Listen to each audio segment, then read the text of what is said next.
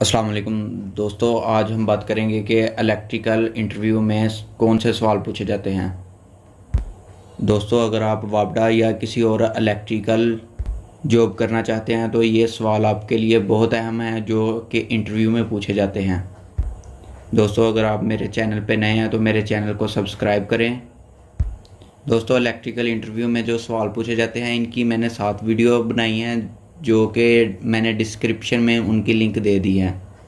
दोस्तों, आप कहीं भी इलेक्ट्रिकल जॉब के लिए जाते हैं तो ये छोटे छोटे सवाल हमेशा अपने जहन में रखिए, क्योंकि यही सवाल इलेक्ट्रिकल इंटरव्यू में पूछे जाते हैं। दोस्तों, चलते हैं पहले सवाल की तरफ।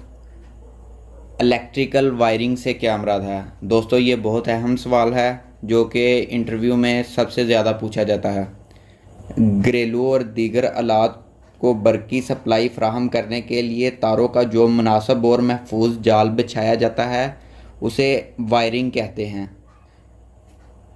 जी दोस्तों, आप ये भी कह सकते हैं कि आलात को चलाने के लिए जो तारों का जाल बिछाया जाता है उसे वायरिंग कहते हैं।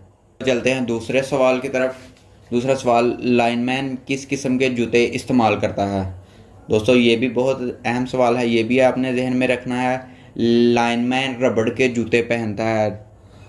तो दोस्तों, आप ये भी कह सकते हैं कि लाइनमैन वो जूते पहनता है जिनमें से करंट नहीं गुजर सकता। सवाल नंबर 3, फायर फाइटिंग से क्या मुराद है? दोस्तों, इसका जवाब है आग बुझाने के अमल को फायर फाइटिंग कहते हैं। इसका मकसद आग बुझाना, धुआं और जहरीली गैस के फैलाव को रोकना, इंसानी जानों को बचाना और अमला की हिफाजत करना होता है। बात करते हैं चौथे सवाल की। सवाल नंबर 4, मोटर के साथ स्टार्टर की क्या ज़रूरत होती है? दोस्तों, ये भी बहुत अहम सवाल है। इसका जवाब है मोटर के साथ स्टार्टर लगाने का मकसद प्रोटेक्शन, हिफाजत और कंट्रोल हासिल करना होता है ताकि मोटर को कोई नुकसान ना हो। दोस्तों, ये भी बहुत अहम सवाल है। तो चलते हैं 5वें सवाल की तरफ। वो कौन सी केबल है जिसे आग नहीं लगती? इसका जवाब है दोस्तों फायर रिटार्डिंग केबल। दोस्तों, फायर रिटार्डिंग केबल को आग नहीं लगती। चलते हैं छठे सवाल की तरफ। तारों के लिए रबड़ को बतौर इंसुलेशन क्यों इस्तेमाल किया जाता है?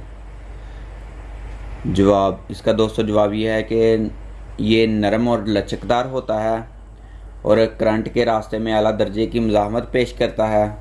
दर्जा हरारत से बचाने के लिए ये मटीरियल इस्तेमाल होता है। कंडक्टर को टूटने से बचाता है और कंडक्टर को मौसमी असरात से बचाता है। सवाल नंबर 7, अर्थिंग सिस्टम की अक़साम कौन कौन सी हैं?